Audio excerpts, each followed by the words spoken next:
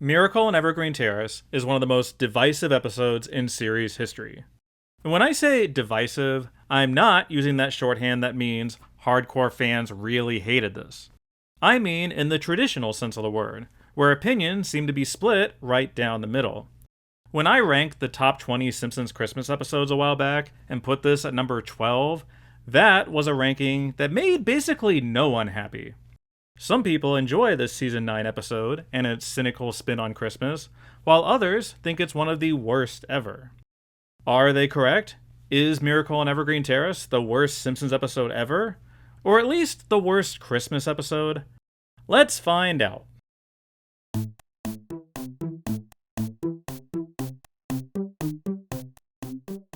The most common criticism I hear about Miracle on Evergreen Terrace is that it's too dark and too depressing. Why would you want to watch an episode where one bad thing after another happened to the characters? Like, why would that be any fun?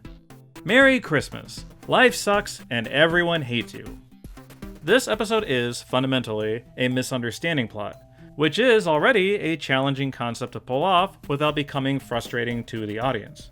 Due to Bart's deception, the Simpson family finds themselves ensnared in a trap that they just can't free themselves of. In some ways, I respect how deviously this plot is put together. How Bart impetuously buries the evidence in the front yard, how the town pitches in to help out, how they immediately lose the money, and how the truth is revealed at the most awkward possible time. It's the meanest plot in Simpsons history, how the walls close in on the Simpsons from every direction. There's an argument that some of it is brought upon themselves, that Homer's recklessness causes the car crash, and they lie to Kent Brockman and put themselves in that awkward situation. I'm going to give them a pass on this part because of how sudden they had to deal with new information. This was a tough spot. However, some plot elements are a bit contrived, that you can feel the writer's hand actively railroading the characters. The story doesn't work if the Simpsons replace their gifts. They need to lose all their money so they can't pay everyone back. So they have the crowd insist that they should buy something big and stupid. This suggestion doesn't really make much sense and feels arbitrary, and I don't quite buy Marge and Bart and Lisa being on board with Homer buying a new car. Why does buying a car solve their unhappy Christmas? I get the in-story argument, but it does feel orchestrated, that a car was obviously picked because they needed something to blow up. Since this pressure point feels manipulative, all the resulting conflict feels even more unfair to the characters. After a while, you start to wonder, what is the actual goal of Miracle on Evergreen Terrace? Aside from making the characters and audience feel bad, what is it trying to say? It's clear that, to some degree, its goal is to subvert our expectations. The Simpsons had done 2 Christmas episodes already, and we've all seen Charlie Brown and other specials and know how these things are supposed to work. So, it cleverly inverts the plot structure and puts this It's a Wonderful Life ending at its midpoint.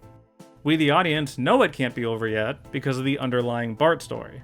Conceptually, this idea is very strong. The deception and the misunderstanding is creating a sort of Homer's enemy plot where they're deconstructing the holiday special. The tricky part is that you've locked yourself into rebuilding toward a second ending, one that can't feel like this. You probably have to go for the downer ending. The problem is that the episode never puts in the legwork to make this downer ending meaningful. They bring in the community aspect of the story, that the community bands together to save the Simpsons and then feel betrayed when the truth is revealed. They use these sequences of them throwing tomatoes, sending hate mail, and shunning them to underline the situation. But this never was an episode about the Simpsons' relationship with their friends. That they're being taken for granted and the Simpsons only care about themselves. You get sprinkles of this, like their bad attitude toward the old folks, and Homer forgetting Ned's name, but there's no underlying thesis built in about the Simpsons' relationship with their community. This kind of narrative requires some kind of entitlement, that they're owed this happy Christmas, in order to properly pull the rug out from under them. The reason Homer's enemy works is because the Homer-Grimy relationship is so front and center, that the commentary of Homer's characterization is built into every scene. Grimes' death says something about the nature of the show. Miracle on Evergreen Terrace ends with the community betraying our expectations and not totally forgiving the Simpsons. Well, kinda. Mo clearly states that they don't want to be mad at them anymore. That's our silver lining. But why is this the takeaway of a Bart deception plot? Why is the subversion that the Simpsons can't rely on their community to get their happy ending? This statement doesn't quite jive with the established themes of the story. It just comes off as dark and depressing for the sake of dark and depressing. I think the episode realizes this because they go for the old blood feud ending, where they acknowledge maybe there is no moral. Maybe this is just a bunch of stuff that happened. I really dislike this approach in this example. That you go for the depressing ending and then deconstruct it in front of the audience. Imagine Bart or Lisa asking what was the point of Grimy electrocuting himself at the end of that episode. Terrible, right? Only like Burn After Reading gets away with this kind of dark post-mortem. Say what you want about The Boy is a Bummer and what a pile of garbage its second act is, but even that miserable wretch, there is a clear purpose behind it. Clear commentary about how stupidly seriously we take youth sports. It's very Lisa on Ice. Miracle on Evergreen Terrace falls in this weird gap between dark comedy and a meta episode and doesn't quite achieve either of them. It's not dark enough to swing around to being fun, and it's not thoughtful enough to be meta. One of my favorite things about the Simpson family is their resilience. That when things go wrong, they fight back or laugh cynically about it. That Marge or Lisa have that can-do attitude and try to steer away from Homer's darker tendencies. I think there is space to do a dark Christmas episode where everything goes wrong, but this Simpson family declares that God hates us and slinks away sadly. They're purely reactive elements. Even in a dark comedy, you have to give your characters some agency, and that's this episode's greatest sin. Miracle on Evergreen Terrace feels more like an exercise in watching people struggle against their bonds. Of course, maybe some people are into that. This episode does have its share of fans and apologists after all. So next, let's look at the other side of the coin.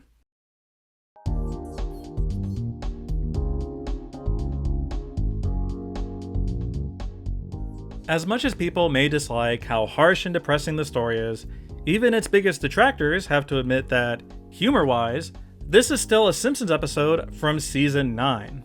It has tons of killer jokes in it. You can feel the nostalgic veneer of classic-era Simpsons. Act 1 in general is pretty solid. Some consumerism jokes, with Homer dragging his foot and this cash register shenanigan. Some observational domestic gags about Christmas time, these bloody spearheads for Bart. Then a watery dream sequence. They capture that quiet 5 a.m. atmosphere perfectly, using the bathroom and then creeping downstairs to look at your presents.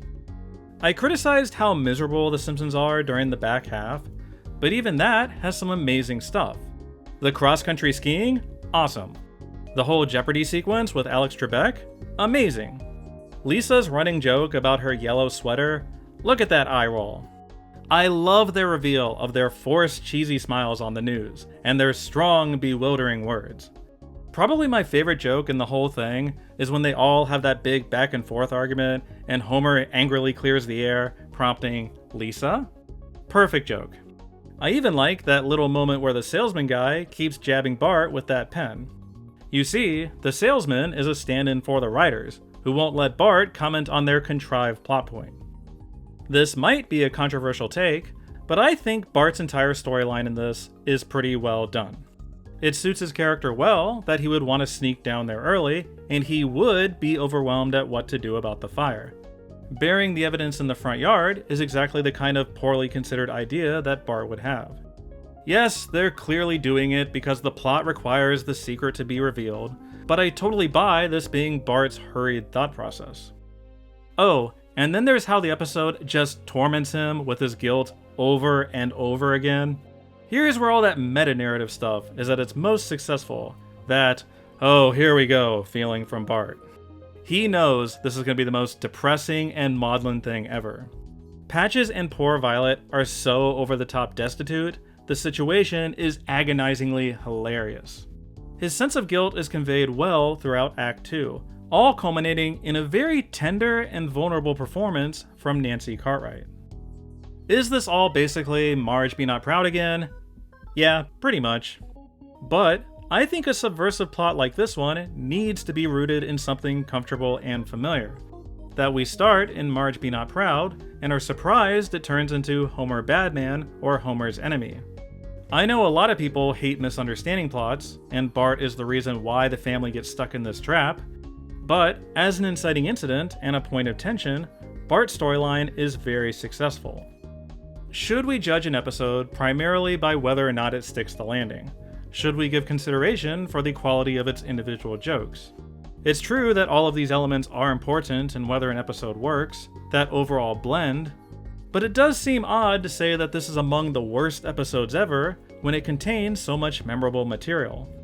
Maybe instead of throwing the whole thing away, we should put it in a different category. Maybe it's not so bad after all.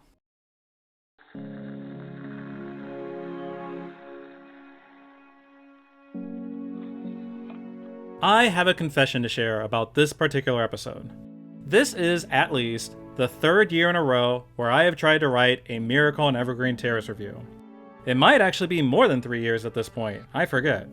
But this is one of the rare episodes that have defeated me multiple times, where I always get sick of writing about it midway through. Here's where I land on it.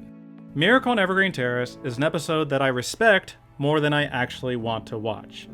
And this is a very begrudging respect, as there are obviously issues I have with it. I think the fundamental problem with Miracle on Evergreen Terrace is that its subversion of Christmas special tropes, its decision to take something away from the audience, that something isn't replaced with anything of substance. Much like the Simpson family itself, we the audience are left with nothing. It's just a life moves on ending, and I don't think that's enough. I think back to Simpsons roasting on an open fire, how Bart gives that wide-eyed optimistic speech about miracles always happening to families on TV, how they go to the dog track and immediately fail. They don't get their Christmas miracle. This is a perfect use of the format, weaponizing our expectations and using them to go in a totally different direction. I'm not saying that this episode needed a super heartwarming ending like that one, but there has to be a purpose behind putting the family through hell and leaving them with nothing. It has to say something about the characters or the nature of the show.